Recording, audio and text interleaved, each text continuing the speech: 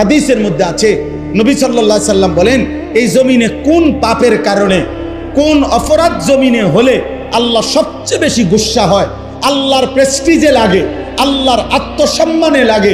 খোদার কসম নবী বলছে, কোন বান্দা জমিনে যখন কোন নারী পুরুষ জিনা করে, বেবিচার করে, তো আল্লাহর প্রেস্টিজে, আত্মসম্মানে, আল্লাহর গায়রতের মধ্যে সবচেয়ে বেশি আঘাত লাগে। মালিক আমার বেশি গুসা হয়, মালিক আমার বেশি রাগ হয়।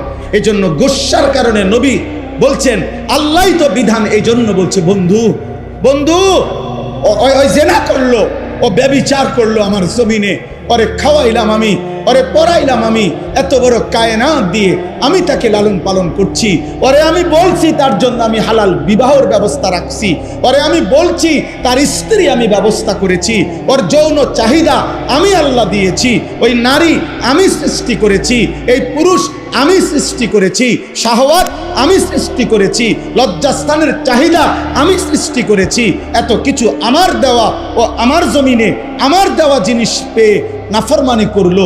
আল্লাহর নবীকে আল্লাহ বলছে, বন্ধু খবর লাগান, এটা যদি বিবাহিত পুরুষ এবং নারী হয়, এই জিনাকার পাথর মাইরা মাইরা ফেলেন, পাথর মারে জাগাত পরে আমি বিচার করবো, আবার পরে আখিরাতে। এখন ওয়ালিয়াশহাদ আযাবাহুমা তাইফাতুম মিনাল মুমিনিন, সমস্ত এরকম মজমায় ইমানদার মানুষের সামনে খোলা ময়দানে ওপেন প্রকাশ্যে পাথর মাইরা ওগুলার মাইরা ফেলে। আর অবিবাহিত পুরুষ নারী হলে 100 করে চামড়ার বেত্রাঘাত করেন, যেন এক এক বাড়িতে 100 বছর মনে থাকে। কেন এত? ইসলামী শরীয়তে এর চাইতে কঠোর কোনো শাস্তি নেই।